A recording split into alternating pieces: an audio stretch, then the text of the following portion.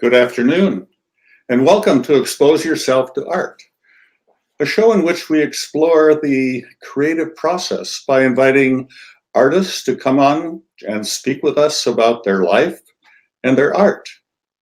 My name is David Schrader, and with me, as always, is my co-host, Linda Scheller. Come on in, Linda. Hi, and happy holidays. This is our last show of the year. Happy holidays to you. And what a beautiful, beautiful picture this is. Did you make this? Yes, that's a Christmas card I sent out several years ago. I thought it was appropriate to put it up. How about you? Do you send out cards or how do you do this every year? I send out cards, and I'm not a visual artist like you are, but I did make something, and I think we have a picture of it, and it's more the process rather than the product. As a teacher, I used to do there you go. Yes, all my students would be given a needle and thread, and I would cut out all these felt pieces and then teach them just to thread a needle, tie a knot, do a couple of rudimentary stitches, and they would make something for a family member. So this particular year we made this bird ornament. So I remember one year one of the boys said, sewing, we can't do that. We're boys. We'll get hurt. But they managed. What a wonderful project. So anyway, speaking of this being our last show for this year, I've had a couple of thoughts. One goes back to when we started doing these interviews, which was we started them kind of in response to the coronavirus pandemic. We were doing this program live. People would come into the gallery and we would invite people to come in and listen to lectures by these artists. With the gallery closed, we decided to move it online. And I kind of like it. I think we've been fortunate to have some very creative people talk about some very interesting things. And my tendency, I would like to continue it, even when things open up, when everyone gets their vaccination and we kind of move back toward normal. I'm kind of thinking that I would like to keep this on the air very much. It's a way of meeting a lot of interesting people.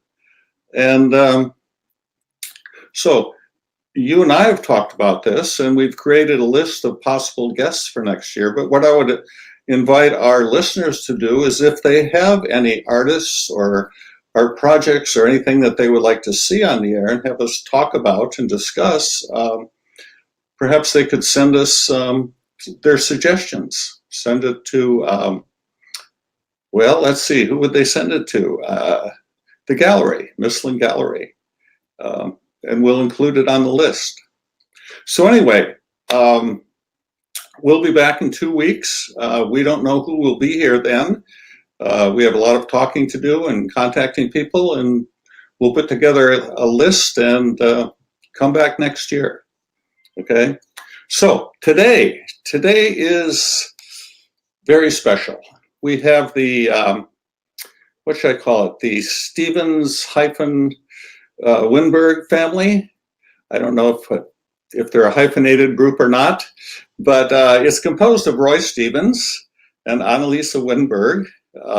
They're married, and they are both international opera stars, although they have resided in Modesto in the off-season. And they've come to a point in their career where they have, I guess I could say, settled here in Modesto. And in doing so, they have pretty much taken over control of, well, they have taken over control of what used to be Townsend Opera Players. And it's now been renamed Opera Modesto.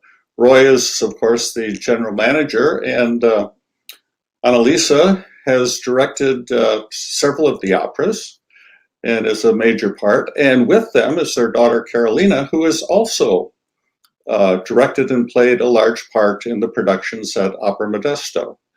And one of the reasons I wanted them to come today, and that I always refer to as a very special program, is that the coronavirus, which has basically shut down performing artists, forced the artists to come up with something very different and very creative to continue with their work, their art, in spite of the restrictions. And what Opera Modesto has done is, believe it or not, they made a movie, filmed it in an orchard near Modesto during this pandemic. And I think this is a creative, wonderful story that everyone ought to hear about. So without further ado, let's invite Roy, Carolina, and Annalisa to join us here today.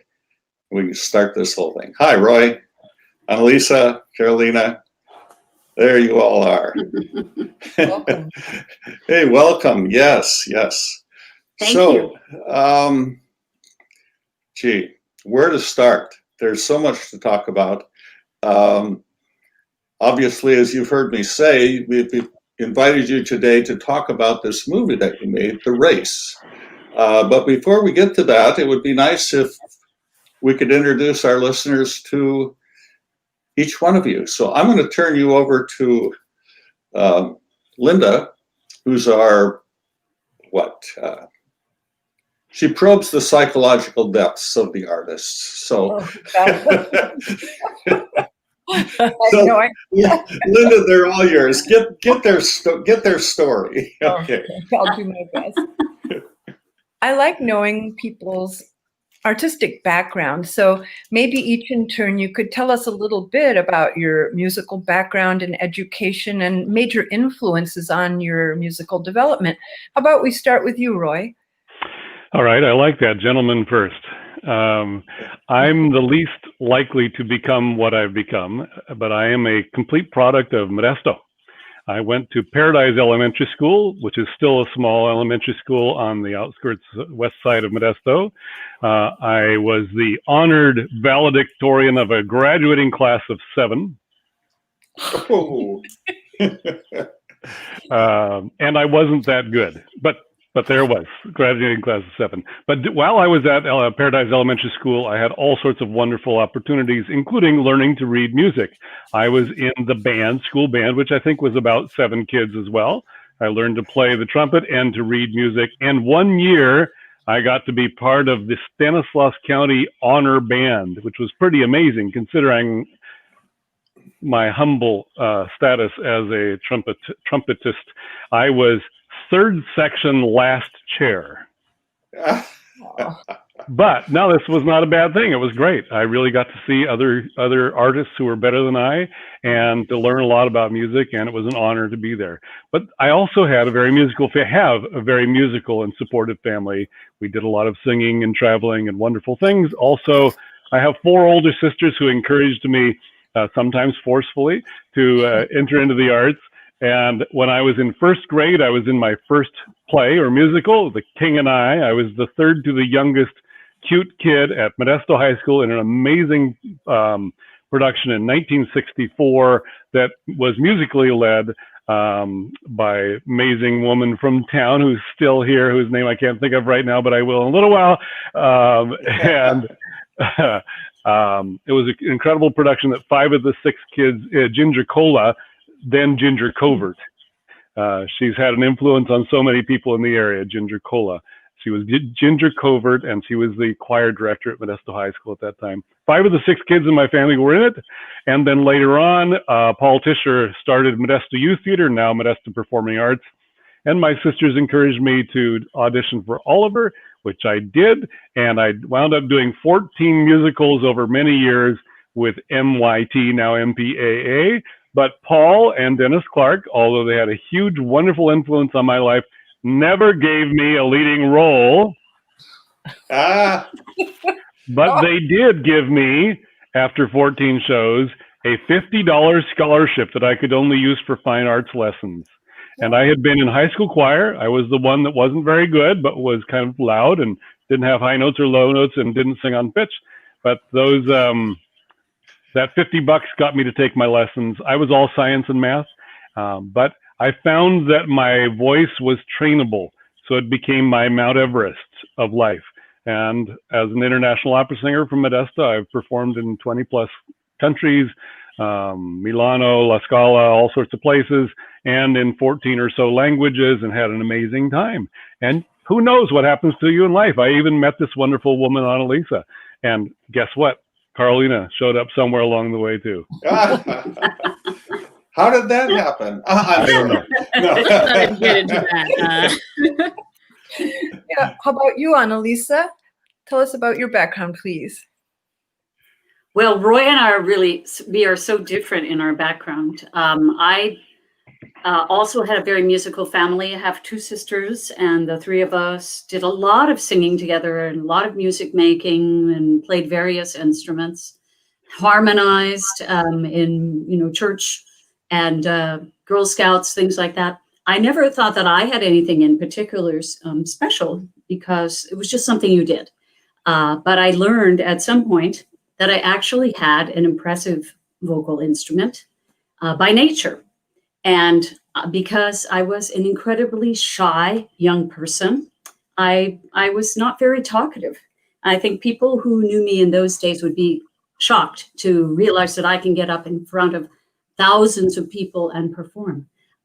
So for me, music helped me really evolve into the person that I am now. I think without it, I never would have found that in not only that inner expressive creative person that I have, but that I am inside, but also the person that now interacts a lot more comfortably with people and enjoys a lot of people. So music transformed me.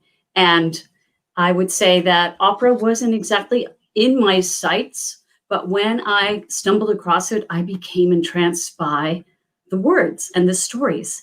And I wanted to know how you could take these stories and turn them into an opera and put them on the stage, and how you could sing them, and how you could sing these emotions, and how you could create these characters with your singing voice. And I was, as I said, absolutely entranced, and I was determined to do it myself.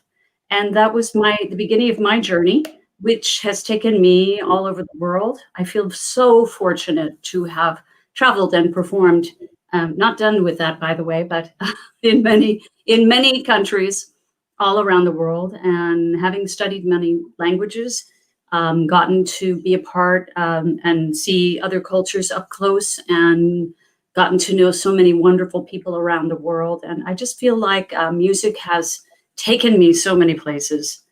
I am so grateful for these influences. And of course, yes, I did get to meet this charming young man, Roy Stevens. It was just a few years ago when we were both at San Jose State studying music. So now we have the opportunity to inspire others and be mentors for others, to teach, to lead, to direct. And we actually really love it, and didn't know that we were destined to teach, but we were, apparently. And it's just been a source of great joy to see people take on music and to grow through it, not necessarily with the goal of becoming a professional, but music is a beautiful gift that lifts us all up. And especially right now in this time, it's a dark time, and our voices need to be raised. They need to be raised in joy and love and confidence. And I feel that that is what we are doing now with our music. And it's, a source of great pleasure. Oh, beautifully said. Thank you. Thank you. How about you, Carolina? Well, I had a pretty unusual upbringing, which very much influenced who I am today. So, as the daughter of two international opera singers, I, from probably about 6 months old, was hitting the road with them, traveling all around the world. I was homeschooled so I could continue to travel with them through Hickman Charter School, which is a phenomenal program in our area. And then, so I was able from a very young age to be surrounded by all these different cultures and languages, and being surrounded by music and voice really from right at the beginning. And I also owe a lot to the amazing choir director at Hickman Charter School, Brad Thompson, who is incredible man, and also was the person who inspired me and many other people to learn to read music. He requires that to be a part of his honor choir. He requires you to do music theory. It's not about how good you are, it's about how much music theory you've learned. And so that helped me to learn music. As I was going into high school, I went to Whitmer Charter High School, which is a combination homeschooling, on-site, online program in series. And I started performing in the community theater in the area. I got to work with Merced Shakespeare Fest and Merced Playhouse, with places like Prospect Theater Project, and most formatively with Center Stage Conservatory, which is a really cool little company in downtown Modesto. And I was part of their first class of their Center Stage Youth Summer Conservatory right at the beginning, which they're not doing as much anymore, but that kindled in me a love of Shakespeare and accents, and I got to do a lot of really cool things with them. Wow. And I also got to start doing a little bit of stage management. I was recruited into stage management, which, for those of you who don't know, is basically the organizational force behind a production. This is the person who's going to schedule rehearsals, run a rehearsal room, make sure everything's on time, make sure the different parts of the production are communicating with each other and things are getting done when they need to. When we get to the theater, the stage manager is the person who says, "Lights go." The curtain literally does not go up without the stage manager saying that the curtain needs to go up. And once the show is open, it transfers from the director to the stage manager. The stage manager is in charge of everything and in charge of giving notes to make sure that the show stays the same as when it opened. So I got recruited into that by John Duran, the maestro of the technical theater at Modesto Performing Arts, and then went into college intending to study theater, and ended up focusing on directing and stage management. I wasn't really sure when I went in how much I wanted to do that versus performing. I'd had a lot of fun performing. Right before I left for college, I won the Valley Talent Project. And then since graduating college, have been able to continue in directing and stage management professionally. I got to do some things internationally because of my connection to my parents. I did not ever intend to do opera in particular. When I was a kid, a lot of people asked me whether I wanted to be an opera singer, and I always said absolutely not, as much as I enjoy opera. But that was my parents' thing. Yeah. But as I've grown up, I've been able to have a lot of cool opportunities in opera and learn to enjoy opera. And so when I was out of college, I became the stage manager for Opera Modesto simply because there were no stage managers of opera in town whatsoever. It was just me. It's a very different skill set that is needed to stage manage opera, because you have to be really strong in music. You have to really know how to read music. And then from there, I got to be more involved in them in their Summer Opera Institute. And then earlier this year, right at the beginning of this year, directed my first opera, which was Mansfield Park with Opera Modesto, which was a huge delight. And then kind of accidentally ended up directing The Race. So that's which is what we'll talk to you about a little bit. Yeah. So maybe now would be a good time to segue over into this wonderful creative project that just kind of bloomed, so All right, so where should we start? Then? Yeah, Roy. Yeah, it just started with you. Yeah. So Annalisa and I have now been happily, or whatever, running Opera Modesto. We never intended to take it on, but it just kind of happened, and now we're glad. We've done a lot of interesting projects, and of course, COVID came along. And that meant that all theaters were closed down. Our main stage season at the Gallo Center was shut down. Our Literacy Initiative opera at the State Theater was shut down. But we had developed along the way a very robust youth singer training program that overall we call Top Young Artists. And in the summer, we have specifically Summer Opera Institute for teens and sometimes preteens. And this is a rather amazing national level, conservatory level training program that youth from across the valley. We had, I think, 20 different cities represented in the last year of young people. And it's really been a great joy for us and a wonderful thing for the community as well. So the youth training program, the Summer Opera Institute, we were able to continue moving it on to Zoom. In July, we did 394 Zoom trainings, lectures, guest artists, dance sessions, all sorts of things, stagings in 8 days. It was amazing. And then we did 2 days of backyard, 50-foot wide green screen filming for the final concert, which is still in post-production. But that gave us the realization that we could work remotely and also in person with distancing and protocols with these wonderful young people. So here's the strange, interesting thing about serendipity. You never know where things lead. In 2018, exactly 2 years ago, Annalisa and I decided to commission 2 wonderful people from Stanislaus County, composer Dr. Deborah Kavash from CSU Stanislaus and Linda Bunny Sarhad, formerly of CSU Stanislaus, and she is the lyricist or librettist for Deborah, the composer. They've done lots of wonderful things. Annalisa will tell you more about this, but we wanted a youth opera for a youth training program. In other words, for our Summer Opera Institute that would be incredibly flexible, have lots of different roles, be able to switch voice types, be very flexible in style, and be a great training piece, not some dumbed down thing for kids. And so we asked for a mashup of Aesop's fables. And this turned into what we're calling the race. And our intention was to perform it as part of the final concert of the Summer Opera Institute in 2020. Well, guess what? No live Summer Opera Institute concert. So instead, we realized that we could turn it into not just a movie, not just a video, but a movie.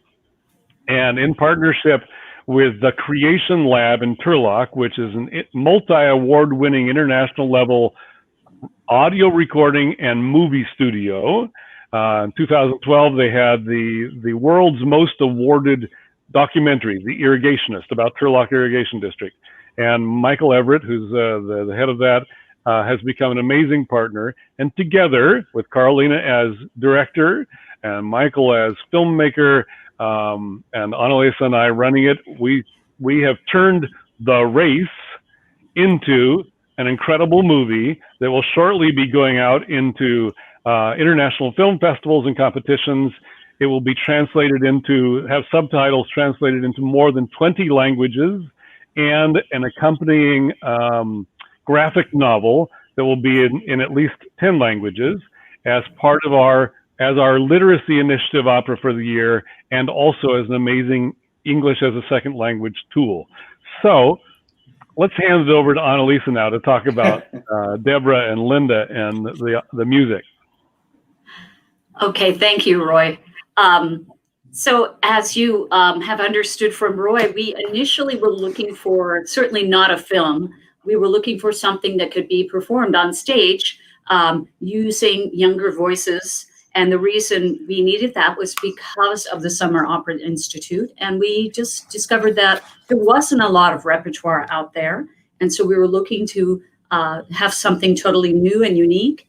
And they gave us the first scene in time for Summer Opera Institute, the training program, in 2019. So we got to preview the first scene. And that was wonderful. I think we all learned so much from doing that.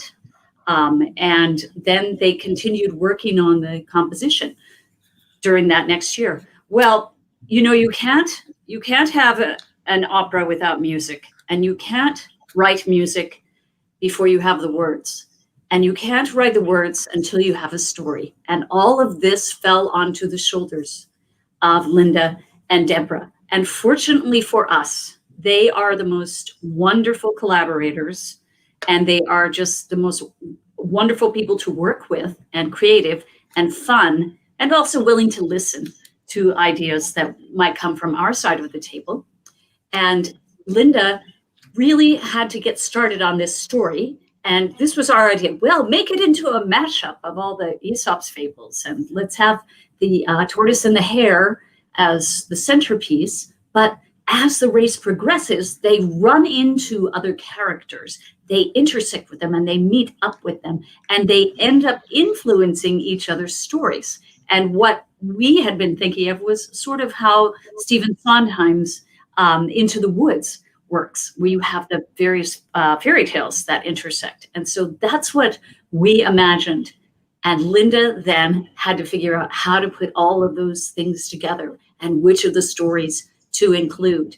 And she's such a wordsmith. You know, she started her career as a poet, and she's also she created the Office of Global Global Affairs at CSU Stanislaus. And so she has, I'd say, a global outlook and a lot of experience. And these two women have worked together for quite a while. And so there's a lot of trust and understanding that has helped them to be great collaborators and create some wonderful music that's been literally done all over the world. So we're quite happy to have them here in our backyard and to be able to work with them on this. But as I said, they were writing something for the stage. And once Linda really got her creative juices flowing and came up with these fantastic words, of which there were quite a lot of words, then Deborah was inspired by the words to create the music. Because, you know, when you're writing an opera, and here I feel humbled to be representing both of them right now, because I am not a composer. And being a composer is something very unique, to start with words and a story, and to bring in melody and character and characterizations. And one of Deborah's specialties is something that's called extended vocal techniques. And she uses this in order to help create the characters, because it's Aesop's fables. Almost every character in this film is an animal. And when she wanted them to have some noises, they could be sounds that would make us think of these animals that were also matched to pitches, such as the bees. So the bees could obviously sing their sounds on pitches, but they could also be more exaggerated by a technique that she asked for, which intensifies the sound. So it's not just a Z, but where you're changing your larynx in order to sustain a whole different sound, and it really brings the characters to life. So it was pretty funny for me especially, but also our wonderful, wonderful music director and conductor, Lisa Davila, to be training these young artists, ages 11 through 19, to do these extended vocal techniques. And for Lisa and I, it wasn't quite so hard, because we are trained and experienced opera singers, both of us. But these are young voices, and maybe not quite so strong. So it was fun to do that. We had the sound of the wolf howling, the bees buzzing, the frogs doing these amazing ribbits. We had the sheep making their bah noises, and she wove all of this into the music. And it's so fun. It's so delightful. And even though this story, I know Carlene is going to talk about this some, even though this story is meant to be a youth opera, it was written, Aesop wrote his stories for adults. He's trying to teach us something about ethics and how to behave, how to be good people through these animals. And so we have this fantastic story and opera that is really great for all ages. But without the work of Deborah Kavash and Linda Bunny Sarhad, we would have no story. We would have nothing to film. And so they were the centerpiece. And thank goodness we were already talking to them in 2018, because it's a lot of work. And even though this is a short opera, it's 35 minutes, as opposed to some operas which usually begin at 2 hours and can go on up to 6 hours. There was still so much to do and so much learning to do. And once we wrapped up Summer Opera Institute on July 31st, the next day, literally, we started working on the race, the three of us. And I just checked in my calendar, and we had a meeting on Wednesday. So we wrapped up on a Friday, and then we had a meeting on Wednesday with Mike at the Creation Lab about how to record this. So we dove in very quickly. Fortunately, we had these young people that we had been working with. We knew them so well, we could handpick them, and we realized pretty quickly that we were going to need to create some social groups, and so that our film wouldn't just be boring, people standing 6 and 12 feet away from each other all the time. So we had some family clusters of siblings who were in our Summer Opera Institute, and so we could engage them for different characters, and they could interact safely in COVID times. And also some came as a ready-made social bubble, some neighbors who already had a social bubble.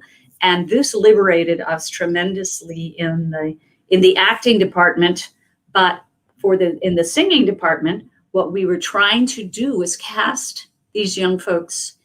And we had to cast them not only for singing and acting, but their discipline, because they had a lot of new music, brand new to them, that they were going to have to learn on very, very short notice. And they worked very hard. And their musicianship was a really important consideration. And thank goodness we had the Summer Opera Institute, the training. So we knew everybody. We handpicked all of these young actors, and they are just absolutely great. So I think that's all I want to tell you right now about the music. Geez, yeah. But it's so delightful. Yeah. It's so characterful, and the ensembles that they wrote and Deborah put together, the most wonderful harmonies of frogs, and the bees are just amazing. And she kept telling me that she had made this, easier so that the young people wouldn't be overly challenged, wouldn't be totally intimidated. But believe me, we worked hard. We didn't think it was easy. No. That was our short time frame, but we felt like she really challenged these young people, and they rose to the challenge and had so much fun doing it. So, yeah. So I did want to make one more point. We had to do something backwards for us, which was we had to record the music first before the film. So we hired our young people, and we hired our orchestra. The orchestra went into this studio, and we might have a picture of the studio on our PowerPoint.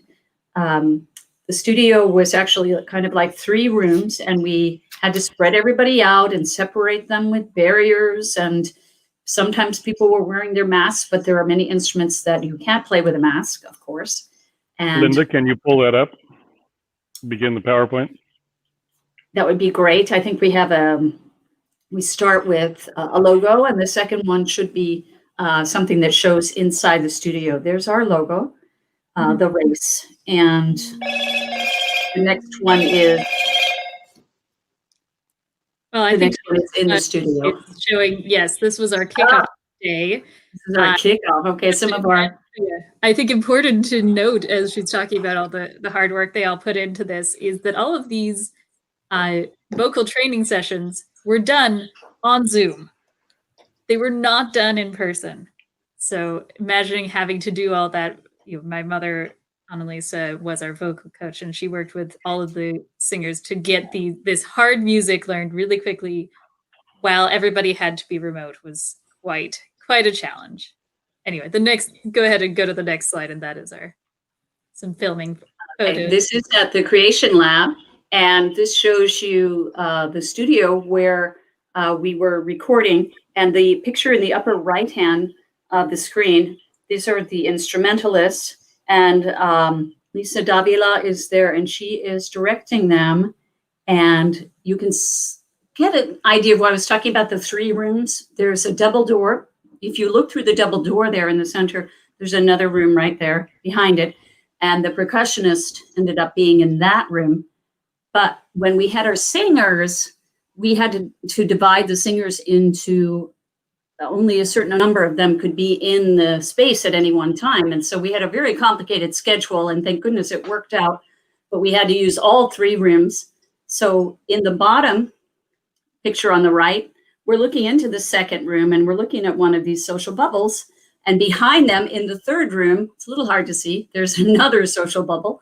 So we were able to combine letting the kids be close to one another so that they can sing, because obviously it's a consideration.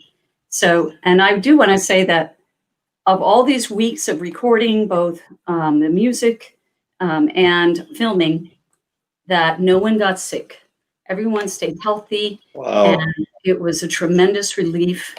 And we were just so grateful for that. So we had recorded the musicians first. Mike worked to get that all mixed and prepared for us. And then the following weekend, we recorded all the vocals.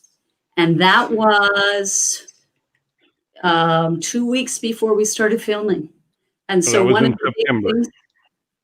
of the big things we were pushing for was to try to get them to be really singing with character. So it's not enough just to sing the right notes and the right rhythms, but to be singing with character and imagine yourself acting these parts as well. And they did a great job. And I had a lot of fun sitting in the room with Mike and listening to everything going on. It was quite an experience. So it felt backwards to us to do the music first and then the acting. So Carolina, why don't you pick it up? Sure. All right. Well, this was such a wild and fun experience. It was like nothing I'd ever done, or really nothing pretty much anybody had ever done. You can go ahead and go to the next slide, Linda. It's just kind of a blank one. But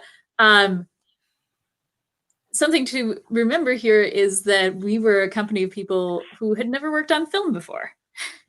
So I'd never worked on film, and really even including the people who did have film experience, none of us had ever done something like this, because nothing had ever been done quite like this, an opera quite like this.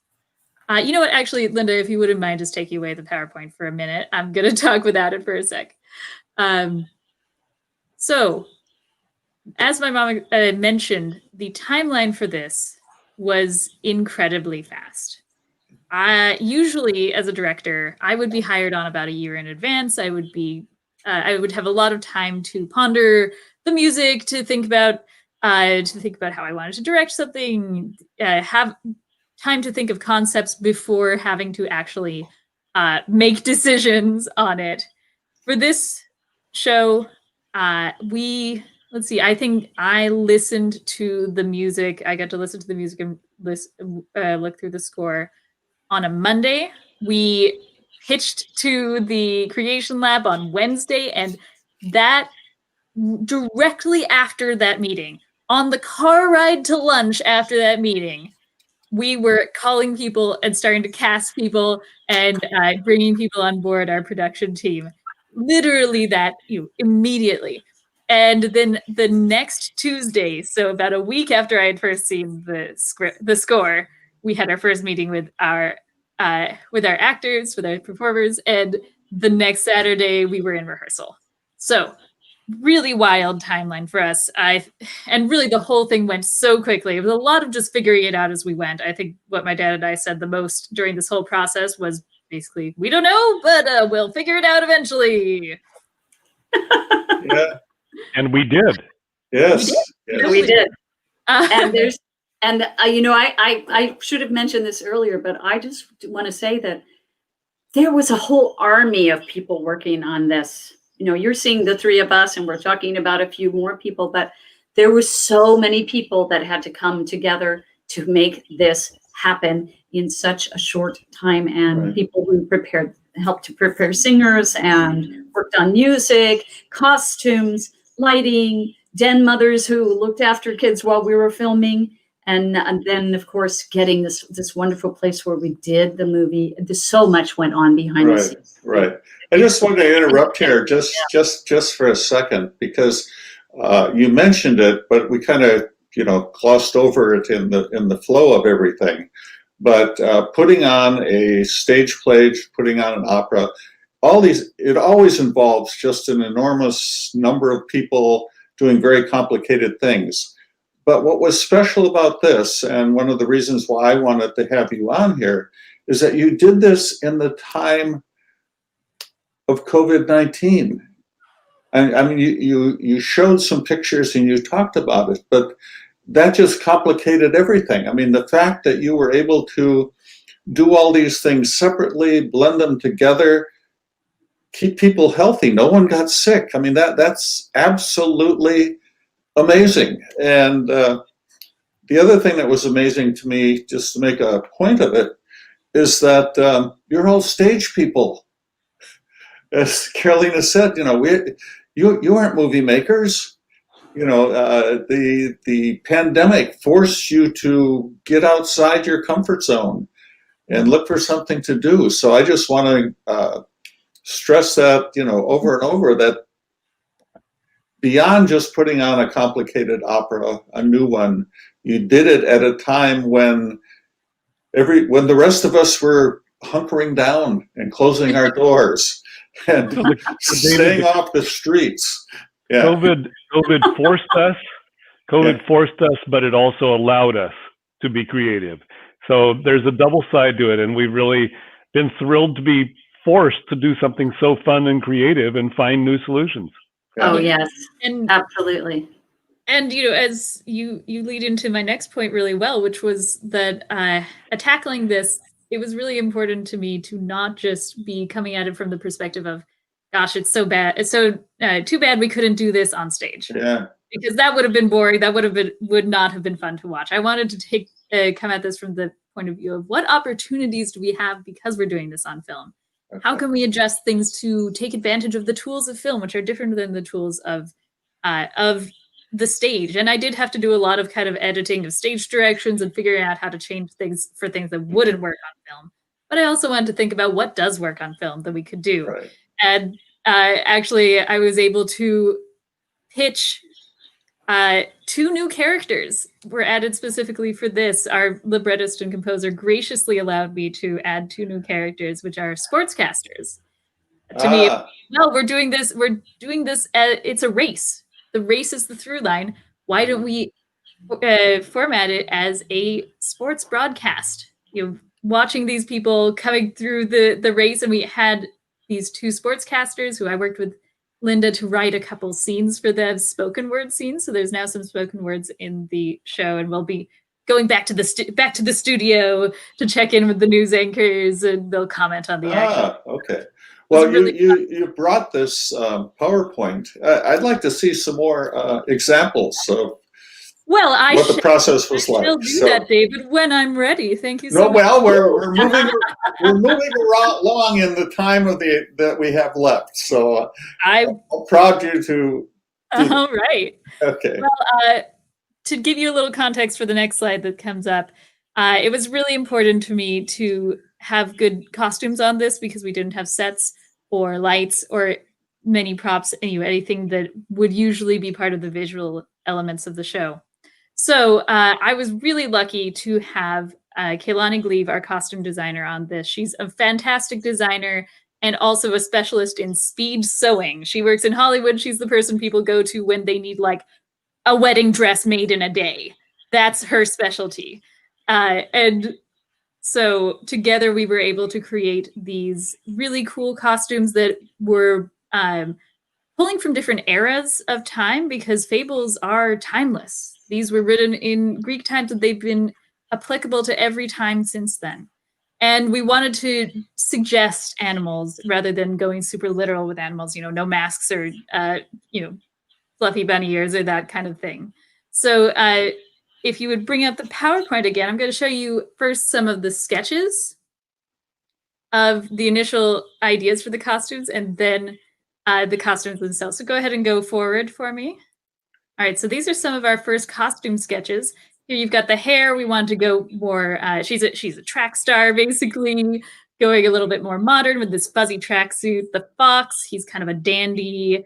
I really wanted this kind of coat, this frock coat. This is kind of early 1800s. Aesop. Aesop is an interesting character because it is written for a mezzo-soprano, a female voice, and we had this wonderful performer in the role. We didn't feel like there was a particular need to try to make our young Black woman look like an old white dude from Greece. So we went for this beautiful kind of classic look. And Kehlani had this idea of incorporating the look of paper into the costumes and script text. So all of the animal elements are made out of this kind of paper fabric. As you can see, the hare's ears and the fox's ears as well, and hands. And then Aesop's dress is Greek inspired, and it's made all out of this text fabric. And then there's the wolf. This was the most dark and serious character in the show. The wolf in sheep's clothing is the fable that's from. And so because that was the most kind of scary part of the show, we decided to go with a bit more of it, the animal, literal animal look for him. So he's got more fur and that kind of thing going on. And also pulling in some kind of Viking inspired elements for him. If you would go to the next slide, you'll get to see some pictures of the final looks. So those same costumes in their final versions. And these pictures, as are many of the photos that I'm going to share, were done by the wonderful David Schrader, your host, who we're so happy to have as our collaborator and photographer. All right. So my mother mentioned the bees. Now, the bees were one of the biggest problems for me to tackle because it's very easy to say, okay, then they sting somebody. Great. What does that mean, actually, when you have a bee that is as big as you are? What does it mean to get stung by that kind of bee? And also, when you can't touch people, because it's 2020. So I had a lot of trouble with this, but eventually I had this kind of late night epiphany of how I wanted to tackle the bees, which was there are three main bees, and so that I decided that they should be inspired by the Three Musketeers. You can go ahead, Linda.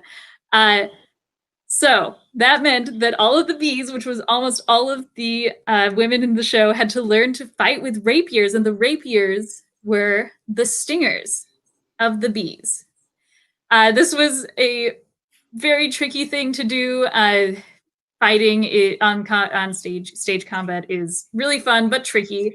But because we were distanced, I was able to bring in a really great partner to help me tackle this, Jay Tyler Jones, who is actually based in Washington, D.C. But for us, we kind of said, well, we're all remote anyway. Why not? Why not pull in somebody who's remote, even more remote? So here you see a couple of the bees chasing the bear up in the big photo on top, and then a fight that happens between the fox and one of the bees that he has run afoul of. And the ladies just did such amazing work with these. It was really fun. And then go ahead and go to the next slide. You'll see what this looked like in the final versions with all of the costumes. It was a lot of fun. I kind of tag teamed with our person who was remote. We did a couple of in-person rehearsals with masks to make this happen because it needed that. But mostly we were totally rehearsing via Zoom, which was tricky. It required a lot of imagination. Go ahead and go forward, Linda. So here's a couple pictures from our various stages of rehearsal. You've got me looking at I had them up on the big screen for myself. I used a lot of PowerPoint to tell people where to go, to help them imagine what they were going to be doing. If you look at that PowerPoint at the bottom, that's a scene with 4 of the hares, and you'll actually see that in a couple different stages throughout this PowerPoint, of a couple of different stages of it coming together. In the top corner, you can see a fight rehearsal with our fight coordinator on Zoom there helping us.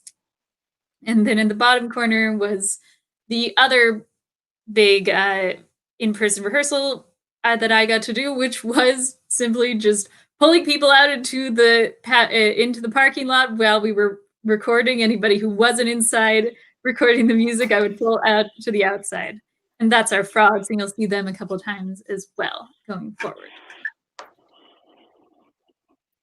And then we got to time to get some in-person, on-location rehearsals. We had 1 weekend, 2 days of going on location at this beautiful farm on the Tuolumne River outside of Modesto. We were all masked and all of that. Kehlani, our costume designer from LA, drove up in the morning and gave us part of the costumes and tried stuff on, and then had to drive back the very next day and had and took some costumes away to work on. And we had to really quickly adapt to doing this in real life together.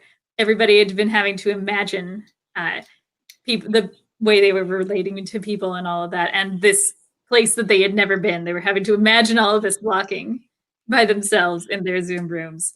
But actually, we had to do very little, amazingly little reblocking. There was only one scene that we had to fully redo.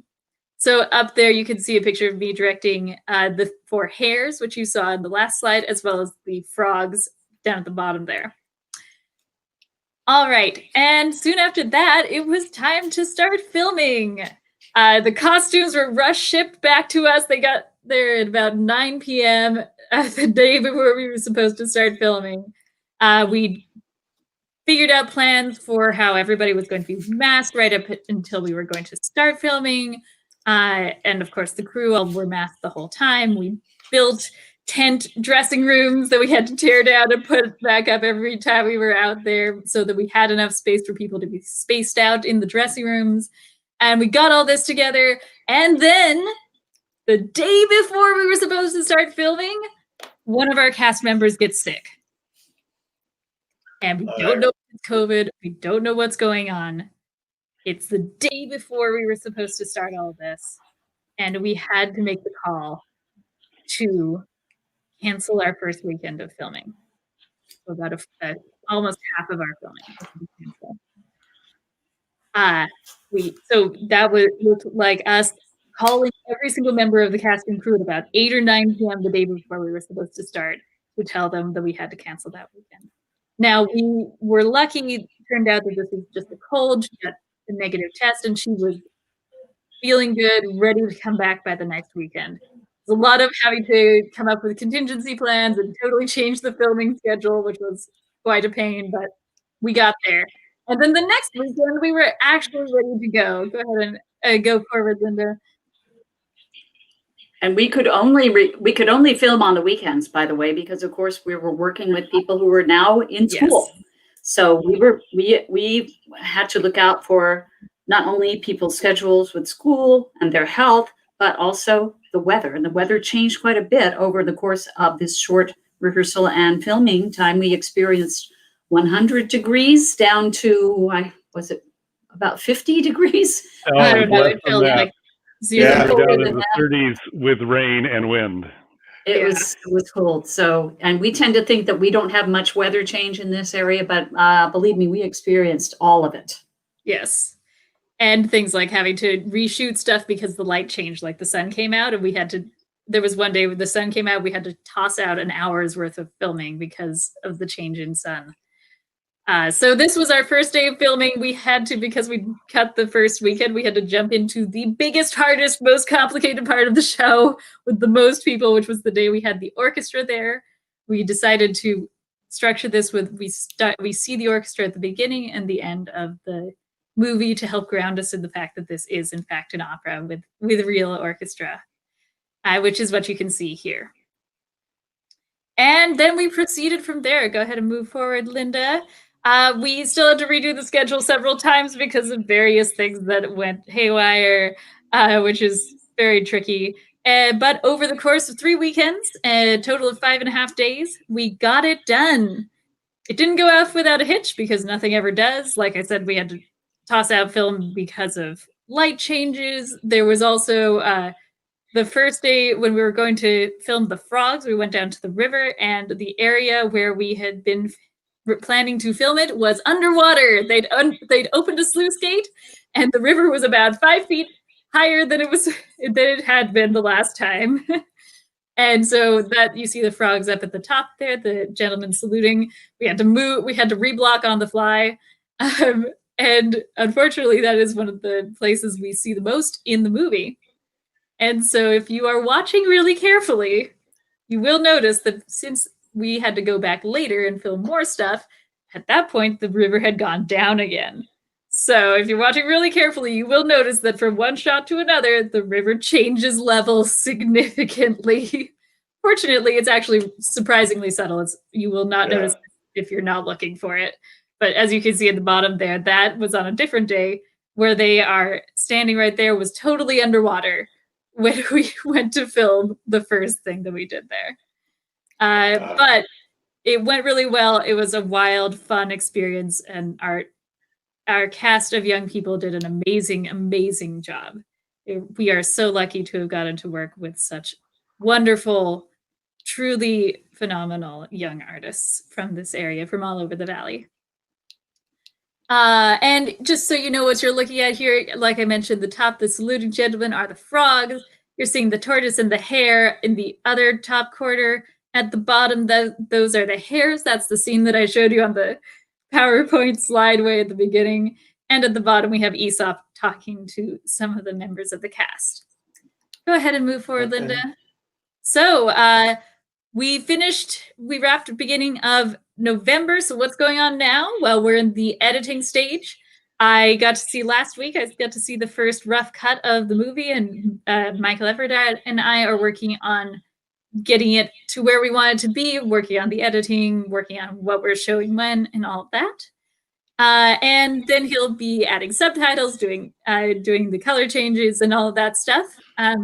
And hopefully a red carpet premiere is in our future once things open up a bit again.